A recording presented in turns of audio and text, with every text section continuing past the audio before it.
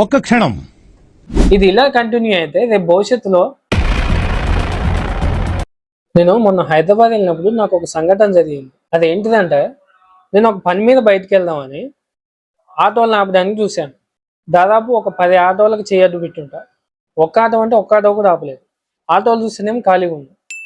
ఎందుకని ఆలోచిస్తే నాకు తెలిసిన విషయం ఏంటంటే అవన్నీ ర్యాపిడో యూబర్ బుకింగ్లు పడ్డ ఆటోలు.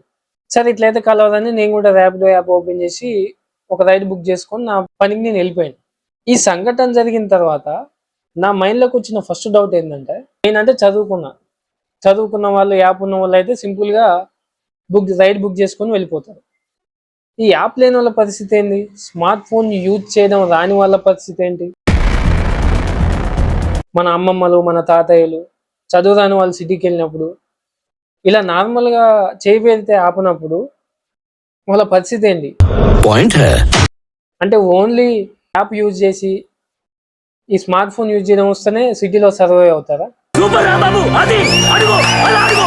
దీనికి కారణం ఏంది అని ఆలోచిస్తే టెక్నాలజీ పెరిగింది. దీనివల్ల ఏమవుతుందంటే ఒక సర్టెన్ ఆఫ్ పీపుల్ కి ఈ ప్రయాణం అనే ఒక బేసిక్ నీడ్ దూరం అయిపోతుంది ఈ పెరిగిన టెక్నాలజీ వల్ల. ఇది ఇలా కంటిన్యూ అయితే రేపు భవిష్యత్తులో మన అమ్మమ్మలు తాతయ్యలు బయటికి వెళ్ళినా ఆటోలు దొరకలేని పరిస్థితి అనేది వస్తుంది. దీంట్లో ఆటోల డ్రైవర్లు ఏమైనా తప్పు ఉందా అంటే ఏం లేదు. ఎందుకంటే ఒకప్పుడు ఇలా బేరసారాలు ఆడే సిస్టమ్ ఉండేవి. వీళ్ళతో బేరసారాలు మేమేంది ఆడేదని వాళ్ళందరూ డైరెక్ట్ యాప్లోకి వెళ్ళిపోతున్నారు.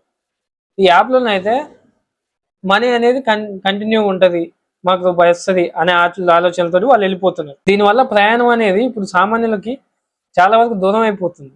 కానీ ఈ యాప్ వాళ్ళు కూడా ఇలా బుకింగ్ చేసుకోవడం రాని వాళ్ళకి కూడా ఒక సెపరేట్ ఆల్టర్నేటివ్ పెడితే బాగుంటుంది. ఒక ఫోన్ కాల్ ద్వారా బుకింగ్ చేసుకునే అవకాశమైనా లేదా ఫర్దర్గా ఒక సర్టైన్ ఆఫ్ ఆటోలు ఇలా రోడ్డు మీద నుంచి వెళ్ళే వాళ్ళకు కూడా ఆపాలి అనే ఒక రూల్ లేవడం ఇలాంటివి అనేది చేస్తే బాగుంటుంది. ఈ టెక్నాలజీ పెరగడం వల్ల ఈ ఆటోలనే కాదు ఇంకా ఫర్దర్గా వేరే విషయాల్లో కూడా చాలా ఇబ్బంది పడేస్తున్నది సామాన్య ప్రజలు. పైగా ఈ ఆటో అన్నలు నడిపిన పైసలలో 20% కమిషన్ ఆ యాప్ కూడా తినేస్తున్నారు. తర్వాత మన మిడిల్ క్లాస్ పర్సన్ జోబులకు కూడా చిల్లు పడుతుంది. వెదర్ మారినా మిడ్ నైట్ అయినా వాడు ఆటో ఛార్జీలని బీభత్సంగా పెంచేస్తుంది. తప్పదు అనే మన అవసరాన్ని వాడు క్యాచ్ చేసుకుంటుంది.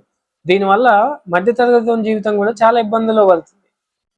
ఇలాంటి సమస్యకి వేరే ఆల్టర్నేట్ అనేది ఖచ్చితంగా ఉండాలి. కేరళలో సవారీ యాప్ అని ఒకటి ఉంటుంది. కేరళ సవారీ అని ఒక యాప్ ఉంటుంది. అది ఓన్లీ గవర్నమెంట్ యాప్.